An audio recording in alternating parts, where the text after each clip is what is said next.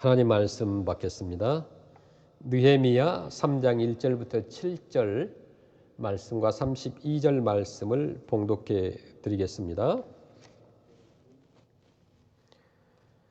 그때에 대제사장 엘리야십이 그의 형제 제사장들과 함께 일어나 양문을 건축하여 성별하고 문짝을 달고 또 성벽을 건축하여 함메야 망대에서부터 하나넬 망대까지 성별하였고, 그 다음은 여리고 사람들이 건축하였고 또 그 다음은 이무리의 아들 삭굴이 건축하였으며, 어무는 하스나의 자손들이 건축하여 그 들보를 얹고 문짝을 달고 자물쇠와 빗장을 갖추었고, 그 다음은 학고수의 손자 우리아의 아들 무레못이 중수하였고, 그 다음은 무세사벨의 손자 베레가의 아들 무슬람이 중수하였고, 그 다음은 바나의 아들 사독이 중수하였고, 그 다음은 두고와의 사람들이 중수하였으나 그 귀족들은 그들의 주인들의 공사를 분담하지 아니하였으며, 옛 문은 바세아의 아들 요야다와 부소드야의 아들 무슬람이 중수하여 그 들보를 얹고 문짝을 달고 자물쇠와 빗장을 갖추었고, 그 다음은 기브온 사람 물라다와 메로노 사람 야돈이 강 서쪽 총독의 관할에 속한 기브온 사람들 및 미스바 사람들과 더불어 중수하였고, 성 모퉁이 성루에서 양문까지는 금장색과 상인들이 중수하였느니라. 아멘. 하나님께서 우리 각자 사람들을 만드실 때 키도 다르고 또 얼굴도 다르게 하셨습니다. 다르다는 것은 피차의 장점을 살려서 우리가 합력하여서 선을 이루고 하나님의 나라를 위해서 봉사하고 또 우리가 더불어 사는 이 커뮤니티를 위해 봉사하기 위해서 그렇게 만드셨습니다. 우리가 조금이라도 봉사를 하려고 하면 이 함께 서로 협력하는 그런 정신이 없이는 아무것도 할 수가 없습니다. 어떤 책을 보니까 페르시아에는 이상한 새가 있는데 이 새는 날개가 하나씩밖에 없다고 합니다. 그래서 혼자서는 절대로 날지 못한다고 합니다. 그런데 이상한 건 그 새의 수놈의 오른쪽에는 갈고리 같은 것이 하나 있다고 그래요. 그리고 앞놈은 왼쪽에 고리 같은 것이 하나 있다고 합니다. 그래서 수놈과 앞놈이 함께 날 때는 잘 날아갈 수가 있다는 것입니다. 세상을 살면서 혼자서 하지 못할 일이 너무나 많습니다. 아무리 위대하고 능력이 있는 사람이라고 할지라도 자기 혼자만은 할 수가 없어요. 그래서 독불장군이라고 말하잖아요. 이 다른 사람과 함께 협력해야 더 좋은 신앙생활을 할 수가 있습니다. 그런데 이 본문 말씀 3장에 보면은 성경을 읽는 사람은 굉장히 궁금하게 만들어요. 본문 3장은 보면 대부분의 그 예루살렘 성의 문을 누가 달았고 누가 기둥을 달았고 뭐 등등 어떤 성의 건축에 대한 복잡한 이야기가 나열되어 있습니다. 이게 성전이 아니고요. 그 성벽 건축에 대한 것이죠. 그래서 읽고 해석하기가 난해한 장이 바로 느헤미야서 3장이라고 할 수가 있는데, 또 어떻게 생각하면은 누가 성을 건축하였고 누가 문짝을 달고 누가 성벽을 쌓았는지에 대한 이야기는 그 의미 없는 어떤 잡다한 기록의 나열일 뿐이라는 그런 인상을 우리에게 주기도 합니다. 그러나 우리가 성경을 읽고 성경을 이해하는 데 있어서 중요한 원칙 하나가 있는데, 그것은 무엇이냐면 로마서 15장 4절입니다. 무엇이든지 전에 기록된 바는 우리의 교훈을 위하여 기록된 것이니 우리로 하여금 인내로 또는 성경의 위로로 소망을 가지게 함이니라. 여기서 바울이 말하고 있는 전에 기록한 바라는 말씀은 구약 성경을 가리키고 있습니다. 왜냐하면 바울이 로마서를 기록할 때는 아직 신약 성경이 완전히 형성되기 이전이기 때문에 그렇습니다. 즉 구약 성경에 기록된 구약의 모든 그 사건들은 우리에게 교훈을 위해서 하나님께서 기록하게 만들으셨다는 것입니다. 근데 여기서 보면은 그 우리라는 단어가 있습니다. 그 우리라고 하는 단어는 오늘 신약 시대에 살고 있는 우리 모두를 가리키는데 그 믿는 자들을 말하죠. 저와 여러분들입니다. 그 말씀대로 살려고 발버둥 치고 믿는 자들을 말합니다.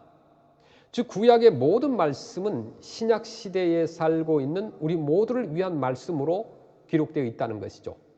그리고 우리로 하여금 인내로 또는 성경의 안위로 소망을 가지게 함이라는 것이죠. 다시 말하면 구약 성경에 기록된 어떤 말씀도 무의미하게 그냥 기록된 것은 없다는 것입니다.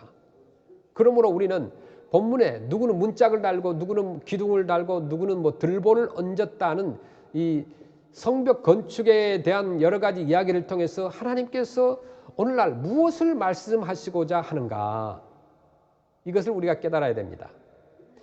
느헤미야는 그 예루살렘 거민들과 함께 예루살렘 이제 성벽을 중건하게 됩니다. 그들은 예루살렘 성을 쌓는 일을 단순히 어떤 성을 건축하는 하나의 작업으로만 이해하지 않고 이 일을 주님의 역사, 하나님의 일이라고 이해를 했다는 것이에요. 이게 중요합니다. 그러니까 하나님의 일이라고 하는 것이 무엇이냐? 본문에 들어가기 전에 먼저 하나님의 일이라는 것이 무엇인가, 하나님의 사역이라는 그 개념을 먼저 우리가 정리할 필요가 있다는 거죠. 무엇이 하나님의 일입니까? 하나님의 일이라고 할 때 우리는 단순히 쉽게 생각합니다. 그것은 교회에 와서 뭐 예배를 드리고 전도하고 봉사하고 이러한 일들이 하나님의 일이다.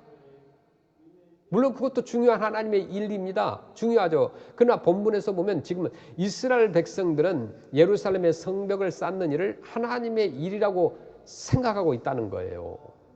예배를 드리는 것도 아닙니다. 전도하는 것도 아니에요. 성을 쌓는 것이에요. 지금 성전 건축이 아니라 성을 건축한다니까요.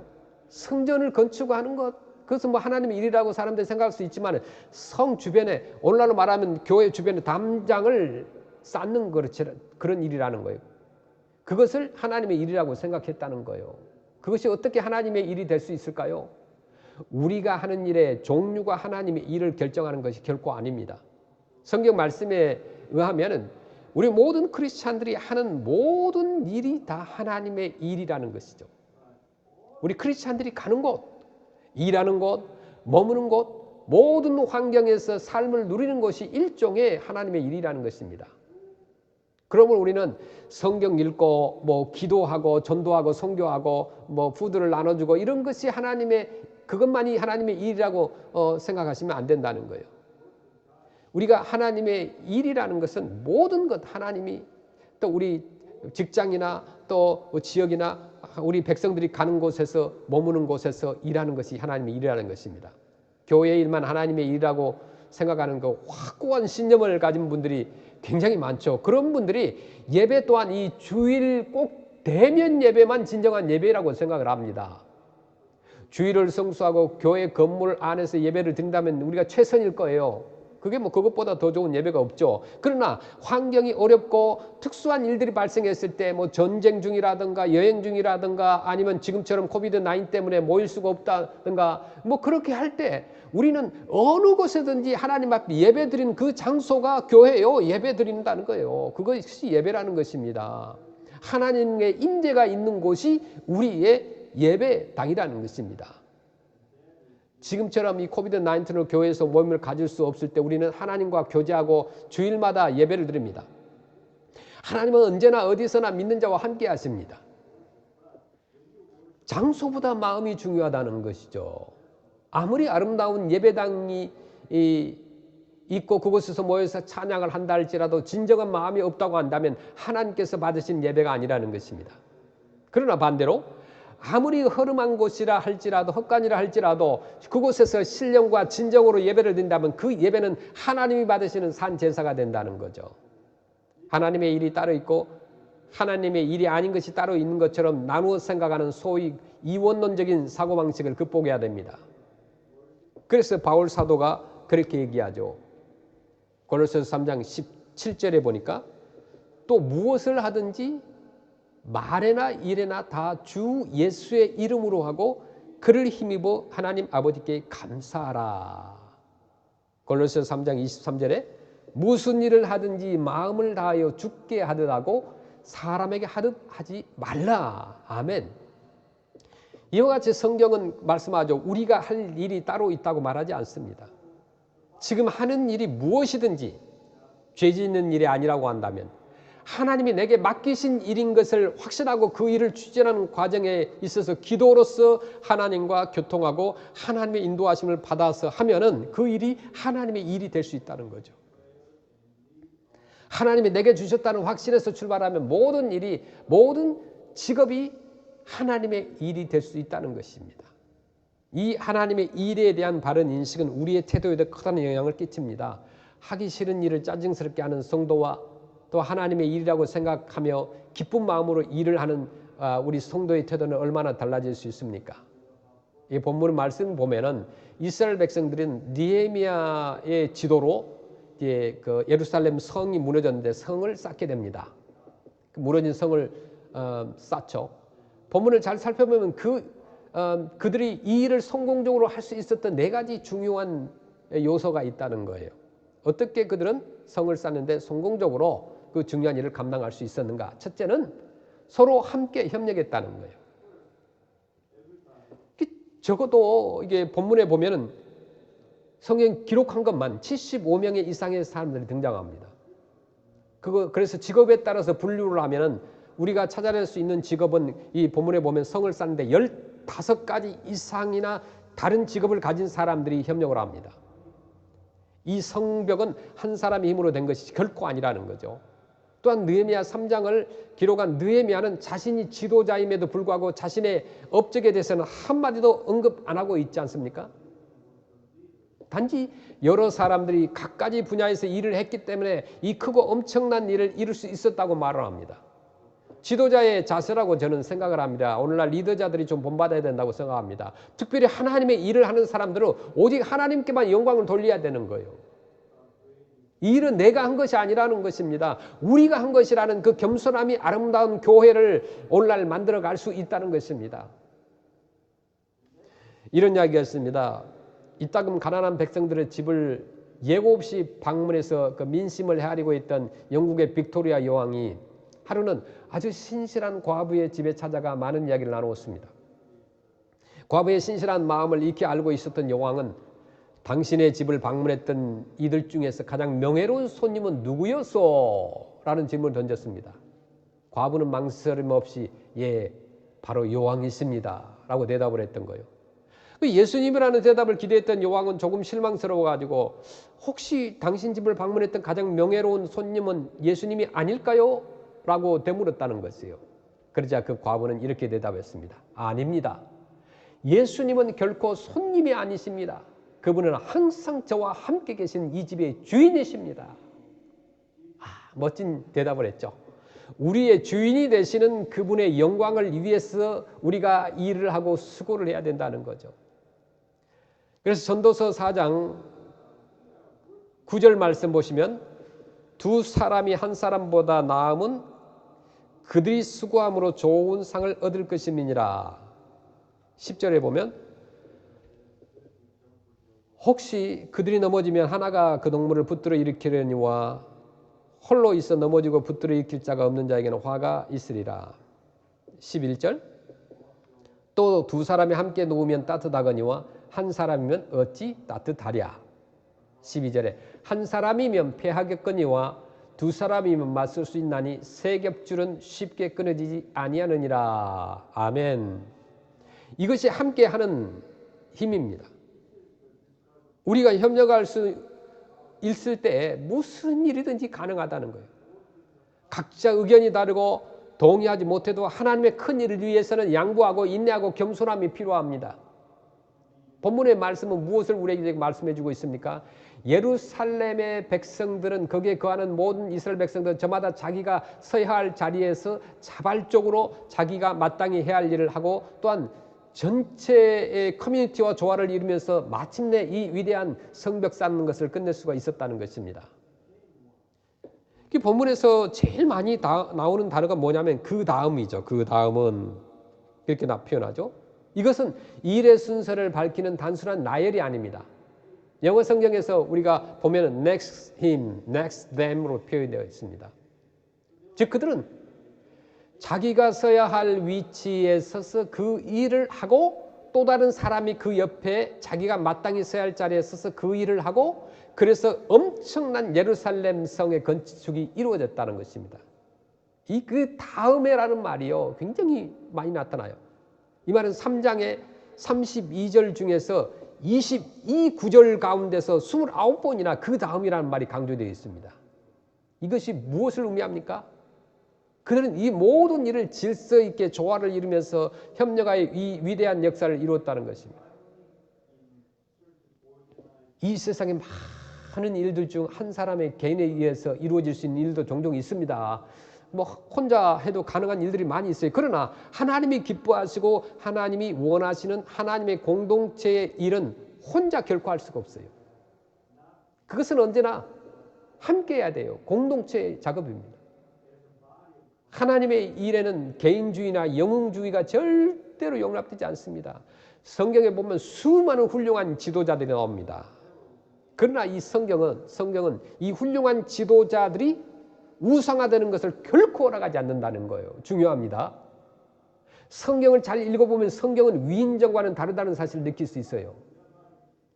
영웅전이나 위인전들은 위인의 삶이 아주 불필요하게 과장되고 영웅화되어 있습니다. 그러나 성경은 우리가 존경하는 하나님의 위대한 사람들의 삶에서 그들이 범한 실수를 가차없이 폭로하고 만다는 거예요. 우리도 많은 사람을 봅니다. 어떤 그 목회자들은 너무 훌륭하게 목회를 잘하셨어요. 그런데 결과가 안 좋아요. 결과가. 종말이 안 좋아요. 너무나 하나님의 영광을 취했는지 모르지만 하나님께서 정말 훌륭한 목회자들요. 이름 우리가 말하면 다 아는 사람들 보면 마지막이 안 좋아요. 마지막이. 왜 그럴까요? 끝까지 하나님만 나타내지 못했을 때 하나님께서 그것을 만천하에 과감하게 드러내게 만들어요. 그들의 죄악을 드러내게 만들어버립니다. 겸손하게 만들어버리는 거예요. 그래서 우리가 결코 하나님의 일을 할 때 나를 나타내서는 안 됩니다. 오직 하나님께만 영광이 돼야 되고 내 이름은 쑥 빠지는 것이 좋아요. 아브라함 다윗의 치부를 철저하게 폭로를 하면서 개인이 영웅화되는 것을 허락하지 않았습니다. 우리에게도 훌륭한 지도자들이 많아요. 그러나 하나님의 일을 이끌기 위한 지도자일 뿐이지 그가 초점이 돼서는 안 된다는 거예요. 교회에서는 그가 훌륭한 지도자의 목회자이지만 그가 초점이 돼서는 안 돼요. 우상하게 되기 시작하면 그 순간 하나님의 이 우상을 파괴하고 헐어버리는 작업을 시작하는 것을 볼 수가 있습니다. 무섭죠? 하나님의 일은요. 우리가 하는 것이기 때문에 그래요. 내가 하는 것이 아니에요. 우리의 협동이 아니고는 하나님의 놀라운 일을 할 수가 없습니다. 합력하여 협동하여 이게 얼마나 필요합니까?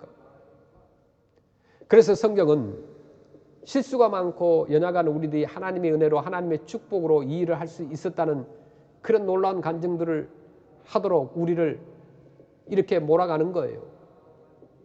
사도 바울은 교회를 그리스도의 몸이라고 말씀합니다. 사도 바울이 왜 교회를 그리스도의 몸으로 비유를 했을까요? 우리의 한번 몸을 보세요.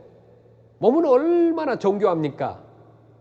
이 몸에는요 얼마나 많은 지체들이 있습니다. 얼마나 많은 부분들이 있습니까? 또 이 많은 지체들이 얼마나 질서 있게 서로 돕고 있습니까?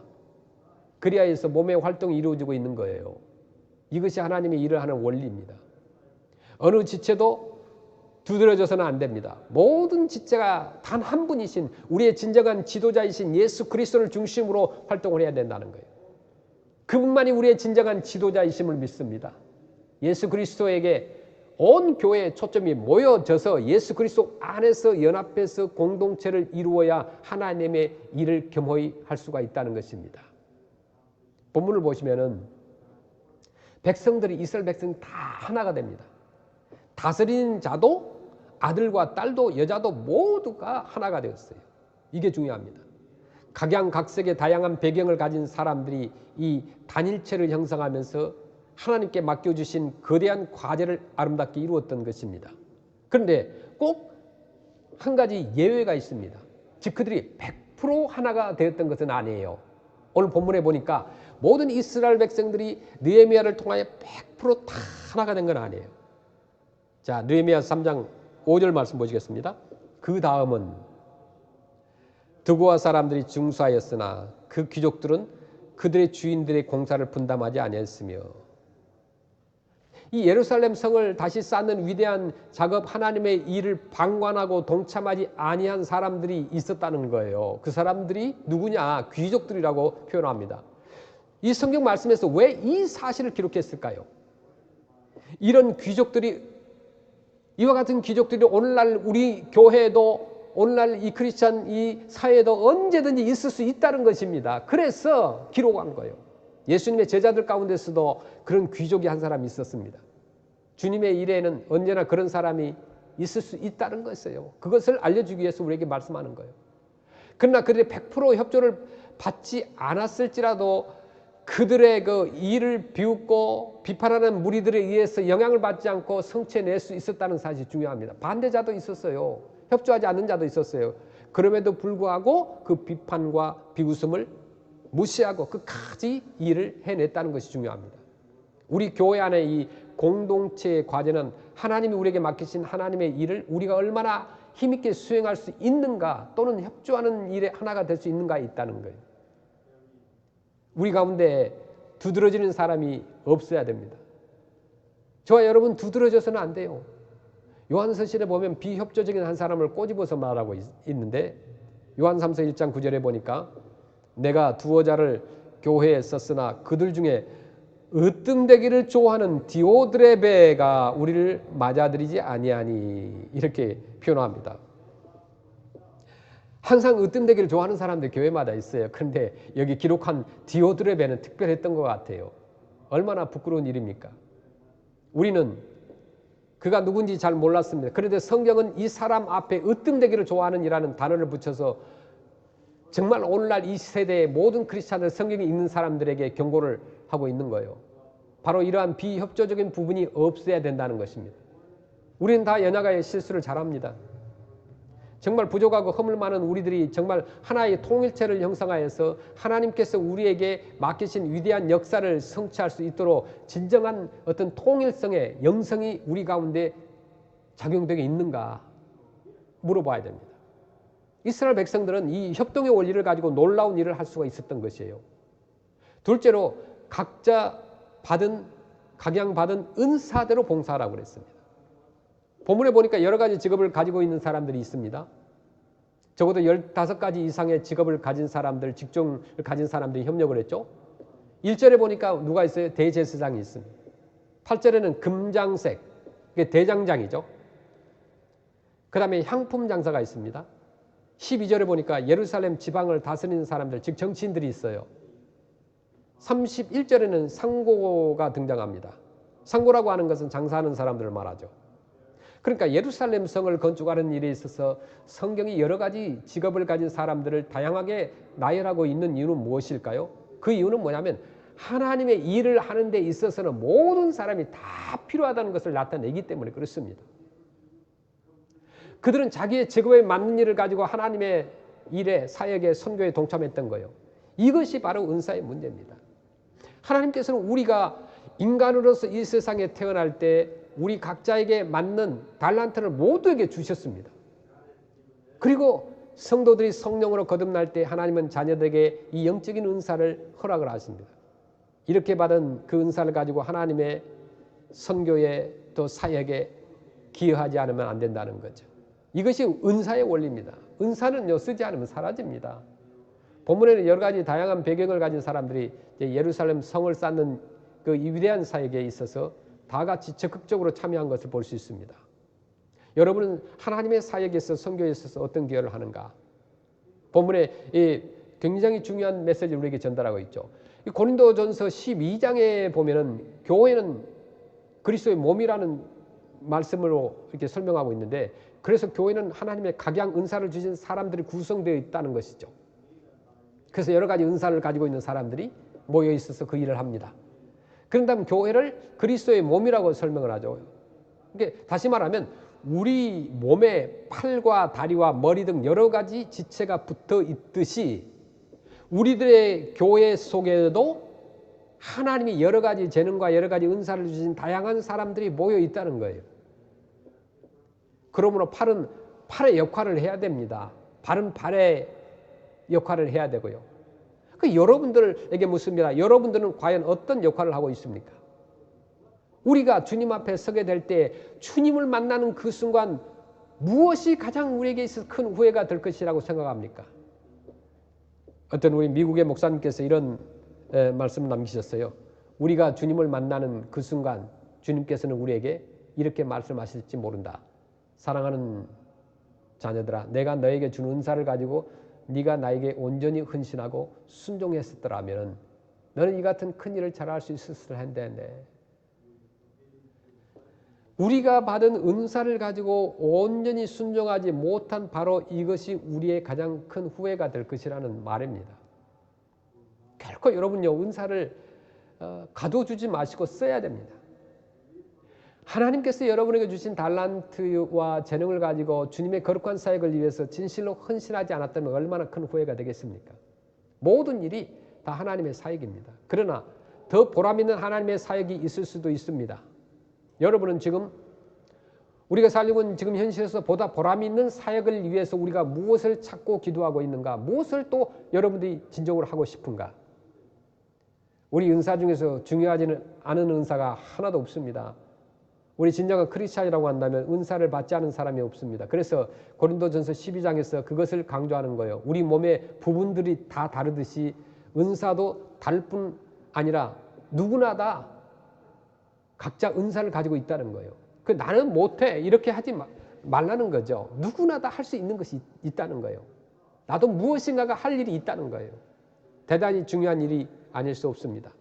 받은 은사들이 활용될 때 비로소 하나님의 위대하신 사역은 이루어지고 맙니다. 모든 성도들이 자기가 받은 달란트를 100% 발휘해서 하나님의 위대한 사역을 위하여 자신을 드리기 시작했을 때, 그리고 우리 성도로서의 그 꿈과 비전, 우리의 영성이 한데 모여가지고 하나님의 일을 했을 때 거기에 나타나는 그 위대한 가능성을 생각해 본다면 더 전도하고 더 선교하고 더 기도하고 더 헌신할 수밖에 없어요. 초대교회가 그래서 큰 일을 할 수 있었던 것입니다. 오늘날 성도의 숫자가 많아지고 교회들 숫자들도 얼마나 많습니까? 그러나 그러고도 아무런 영향력을 미치지 못하는 것은 무슨 이유일까요? 이 은사의 원리와 협동의 원리를 우리가 배우지 못하고 그것을 활용하지 못하기 때문에 그런 것입니다. 각자에게 받은 은사를 여러분 활용하여 주의 영광을 나타내시길 바랍니다. 세 번째로, 하나님께서 나를 불러주셨다는 그 사명의식을 가지고 하나님의 일을 해야 됩니다. 나는 이 일을 할 수 있는가? 이것은 재능의 문제죠. 그러나 질문이 거기에서 멈추면 안 되죠. 내가 할 수 있다고 해서 모든 것을 다 해야만 하는 것도 아닙니다. 중요한 것은 나는 이 일을 하도록 하나님 앞에 부르심을 받았는가 하는 거예요. 느헤미야는 스스로 할 수 있었습니다. 그러나 그는 기도함으로써 하나님의 도움 없이는 행하지 않았던 것입니다. 그것은 소명의 문제이기 때문에 그렇습니다. 이 소명이라는 말이 제일 많이 쓰일 때가 바로 선교사들이나 목회자로 부름을 받았을 때죠. 소명이라고 하는 것은 내가 무엇을 할 수 있느냐는 것도 중요하지만 하나님이 그 일을 하도록 나를 정말 부르셨는가 하는 하나님의 그 시킴의 문제가 더 중요합니다. 그런데 그러한 소명이 있어야 하는 것은 꼭 선교사나 목사뿐만 아니라 어떤 일에나 마찬가지라고 봅니다. 무슨 일을 하든지 그 일 가운데서 하나님께서 내가 그 일을 하도록 부르셨는가 라는 이 콜링, 소명의식의 여부가 중요하다는 겁니다. 느헤미야 3장 1절 말씀 보시면, 그때 대제사장 엘리야십이 그의 형제 제사장들과 함께 일어나 양문을 건축하여 성별하고 문짝을 달고 또 성벽을 건축하여 함메야 망대에서부터 하나넬 망대까지 성별하였고. 아멘. 대제사장들이 한 일이 무엇이었습니까? 양문을 건축하는 것입니다. 양문이라고 하는 것은 양들이 들고 나가는 문인데, 제사장이 제물을 바치기 위해서 제단을 향해서 나아갈 때 반드시 통과해야 되는 문입니다. 이것은 제사에 관계되는 것이므로 제사장이 해야 되는 것은 당연한 거죠. 그래서 그 일은 제사장이 한 것입니다. 다시 말하면 그들은 자기의 소명에 따라서 일을 한 거예요. 하나님께서 그 일을 시키신다고 확신했기 때문에 한 것입니다. 하나님은 우리 모든 크리스찬들이 우리 모두가 크리스찬들이 되게 하셨지만 우리 모두를 다 어떤 선교사나 목사로 부르지 않았습니다. 왜요? 우리가 해야 할 일이 따로따로 있기 때문에 그런다는 거예요. 구약 성경에 보면 다음과 같이 말씀하죠. 사울 왕이 저지른 결정적인 실수 때문에 어떤 일이 일어납니까? 그 사무엘 제사장이 와서 제사를 드려야만 되는데 사무엘이 나타나지 않았어요. 그러자 사울은 기다리지 못해가지고 자기가 제사를 드리고 맙니다.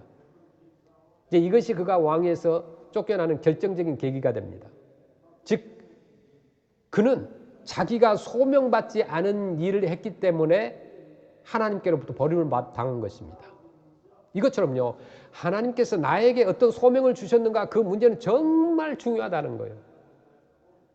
오늘날의 우리 크리스찬들은 내가 무엇을 가지고 하나님의 일에 정말 기여할 수 있는가를 기도하며 고민하지 않습니다. 또한 하나님이 어떤 일에 나를 부르셨는가 그것도 뭐 그냥 그렇게 고민하지 않아요. 그러나 이러한 문제들에 대해 정말 기도하면서 깊이 우리가 고민해야 됩니다. 그러면서 하나님께서 내가 어떤 일을 하기를 원하시는지 찾아야 된다는 거예요. 우리가 매주 금요일에 우리 아시안들과 몽 가정들을 신방을 합니다. 그런데 중요한 것은 내가 이 일에 부르심을 받았는가요? 나는 정말 부르심을 받았다면 시험에 들지 않고 쉽게 포기하지 않고 열심히 할 수 있습니다. 우리 빌리 선생님 열심히 함께 나누죠 있죠. 제임스. 이 두 형제들이 있어서 참 힘이 됩니다. 그러니까 하나님께서 내가 이 일을 통하여 주님을 섬기도록 정말 소명하셨는지 그리고 주님께서 이 지역에 우리 아시안 선교를 위해서 소명을 여러분에게 주셨으면 내가 죽을 때까지 그 자리를 지키면서 섬겨야 되겠다는 이런 각오가 있어야 된다는 것이 이것이 하나님의 일을 하는 자세라는 거예요. 나는 귀찮으니까 뭐 떠나겠다, 뭐 못하겠다 이런 것이 아니라는 거예요. 본문 말씀을 보면 그들은 각각 하나님께서 그들이 어떤 일을 하도록 부르셨는지 그들의 소명을 발견했고 그 소명을 발견한 후에는 그 위치를 끝까지 지켰다는 거예요. 이 영성이 그들로 하여금 예루살렘 성의 위대한 건축을 가능하게 했던 것입니다. 하나님의 일을 할 때 마지막으로 서로를 정말 칭찬하고 위로하고 격려하면서 일해야 됩니다. 본문은 느헤미야가 기록하고 있죠. 그런데 이 책에 이름이 나와 있지 않은 사람이 누구냐면 또 느헤미야 자신이에요. 느헤미야가 가장 수고를 많이 한 사람임에도 이름이 없습니다. 예루살렘 성 건축에 수고한 75명이나 되는 사람들이 이름을 기록했지만은 자기 이름은 넣지 않았어요. 왜 그럴까요? 제가 한 것이 아니라는 거예요. 여러분들이 한 거라는 거예요. 이랬던 사람들에게 얼마나 큰 위로와 격려가 되겠습니까? 이것은 내가 한 것이 아니라 여러분들이 한 것입니다. 교회를 우리가 해보신 분들은 압니다. 왜 교회 일이 힘드냐 하면은 다 볼런티어로 하잖아요. 열심히 일하고도 제일 비판당하기 쉬운 일이 바로 교회 일입니다. 선교 일이고요. 그건 뭐 월급 받고 하는 일이 아니에요. 지치도록 열심히 하고도 나중에 보면 실컷 비판당합니다. 그런데 본문을 보시면 우리가 위로를 받을 수 있어요. 느헤미야는요. 각자가 한 일을 일일이 기록함으로써 그들을 격려하고 칭찬하죠. 한 사람 한 사람 기록하면서 느헤미야는 한 사람을 더 특별히 취급을 하는데 그 누구냐면요. 느헤미야 3장 20절 말씀 보니까 그 다음은 삽배의 아들 바룩이 한 부분을 힘써 중수하여 성 구비에서부터 대제사장 엘리야십의 집 문에 이르렀고 그 다음은 삽배의 아들 바룩이 한 부분을 힘써 중수하여 이 표현은 뭐냐면 다른 사람에게는 사용한 일이 없어요. 보통 사람은 무슨 일을 했고 라고 표현하고 있어요. 그러다가 바룩은 특별히 힘써 일했다고 강조하는 거예요. 모든 사람들이 수고를 했지만 그 중에서 특별히 많은 희생을 했던 한 사람을 느헤미야가 기억하고 칭찬하고 있는 거예요. 그래서 그것을 잊지 않고 기록한 것입니다. 이것이 그에게 얼마나 큰 격려와 위로가 되고 정말 힘들었지만 내가 해냈구나 하나님 앞에 기쁨과 찬양을 돌렸겠지 않겠습니까? 우리 인간에게는요 따뜻한 칭찬과 격려가 필요합니다. 아무런 보상과 대가를 바라지 않고 주님을 위해서 열심히 일을 했지만 그럼에도 불구하고 아무런 격려가 없다고 한다면 칭찬이 없다고 한다면 얼마나 쓸쓸하겠어요. 하나님의 일을 하는 사람들에게 여러분 메시지라도 전해서요 정말 힘썼습니다. 잘하셨습니다. 칭찬하시길 바랍니다. 열심으로 사역을 해도요 봉사를 해도 모른 척하고 그냥 지나가지 마시고 그냥 그냥 뭐 당신은 시간이 있으니까 하겠지라고 생각하지 마시고 칭찬해 주시길 바랍니다. 바울이 우리들의 그 교회 생활을 가르칠 때 제일 많이 강조한 말이 뭐냐면 서로라는 단어인데 데살로니가 전서 5장 1절 말씀 보시면 그러므로 피차 권면하고 서로 덕을 세우기를 너희가 하는 것 같이 하라. 또 24절에도 서로 돌보아 사랑과 선행을 격려하며 이렇게 표현합니다. 서로. 로마서 4장 14장 19절에도 그러므로 우리가 화평의 일과 서로 덕을 세우는 일을 힘쓰나니. 그렇죠?